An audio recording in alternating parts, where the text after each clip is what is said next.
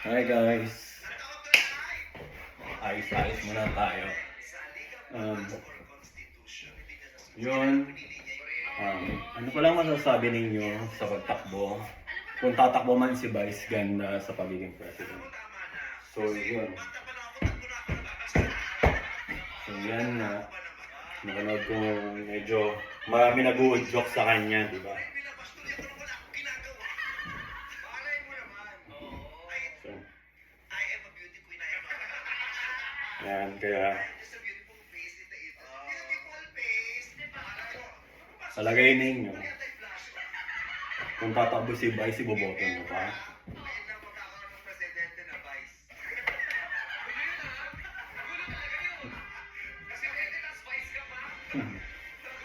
Presidente na Vice. So kayo, comment lang kayo or pag-usapan natin kung boboto nyo ba siya or may chance, ano ba yung sa tingin ninyo? Para yan. Pinapanood ko kasi yung Showtime, so ngayon nakita ko rin yung kay Audrey Diaz.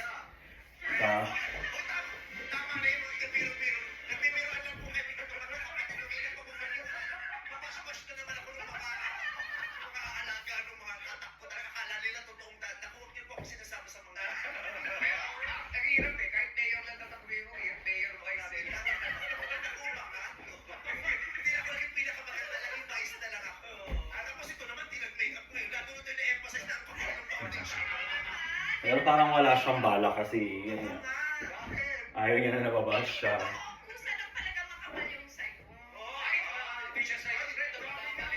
Kaya ayan. Diba? So, yun. Kapag nanalo si Vice, so, alam mo naman sa politika sa atin, masyadong maraming opinionated na tao. So, yan. Pero ba ano ang sa tingin ninyo yung tatakbo man siya?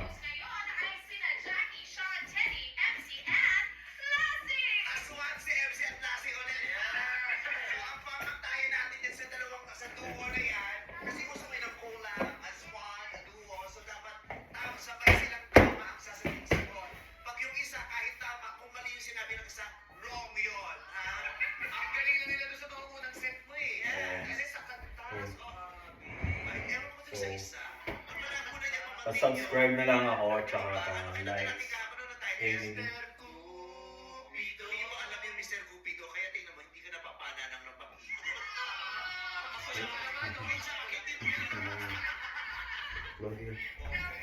Text ka. So binabaliktad-baliktad ko kasi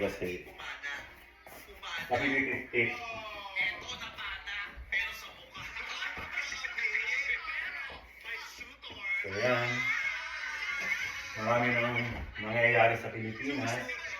Siyempre, saw-saw lang. Pero yun, siyempre kung tatakbo man siyang presidente, siya yung kauna-unahang